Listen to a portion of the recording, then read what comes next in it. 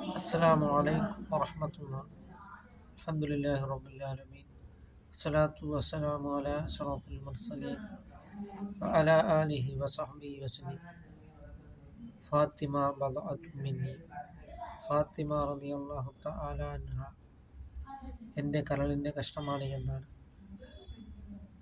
സയ്യിദുനാ മുഹമ്മദ് റസൂലുള്ളാഹി സ്വല്ലല്ലാഹു അലൈഹി വസല്ലമ തങ്ങൾ പറഞ്ഞിട്ടുള്ളത്. നിങ്ങൾ ഫാത്തിമ റളിയല്ലാഹു തആല അൻഹയെ വിഷമിപ്പിക്കരുത് എന്ന് നബി തങ്ങൾ പറഞ്ഞിട്ടുണ്ട്.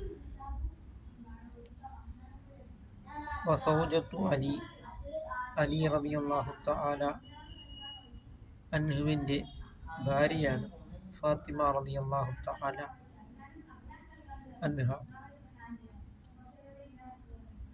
അന മദീനത്തുൽ ഇൽമി വ അലിയിൻ ബാബുഹ. ഞാൻ വിജ്ഞാനത്തിൻ്റെ പൂന്തോട്ടമാണ് എങ്കിൽ അലി റളിയല്ലാഹു തആല അൻഹു ആ വിജ്ഞാനത്തിൻ്റെ കവാടമാണ് എന്നാണ് സയ്യിദുനാ മുഹമ്മദ് റസൂലുള്ളാഹി സ്വല്ലല്ലാഹു അലൈഹി വസല്ലമ തങ്ങൾ പറഞ്ഞിട്ടുള്ളത്. ഫാത്തിമ റളിയല്ലാഹു തആല അൻഹ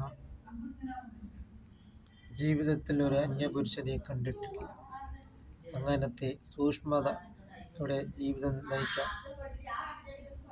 ഒരു സ്ത്രീയായിരുന്നു.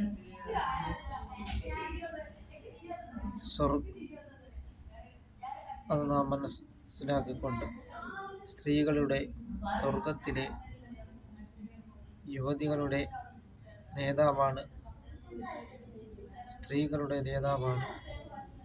ഫാത്തിമ റളിയല്ലാഹു തആല അൻഹ. അതിനാൽ ഫാത്തിമ റളിയല്ലാഹു തആല അൻഹയുടെ ജീവിതം നാം മാതൃകയാക്കുക. ഒരിക്കൽ അബൂബക്കർ സിദ്ദീഖ് റളിയല്ലാഹു തആല അൻഹു നിന്ന് കരയുകയാണ്. കാരണം ഫാത്തിമ റളിയല്ലാഹു തആല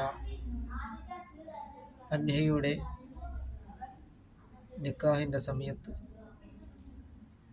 നബിതങ്ങളും ഫാത്തിമ റളിയല്ലാഹു തആല അൻഹയും ധരിച്ച വസ്ത്രങ്ങൾ കണ്ടു. ഇതായിരുന്നു അവരുടെ ജീവിതം.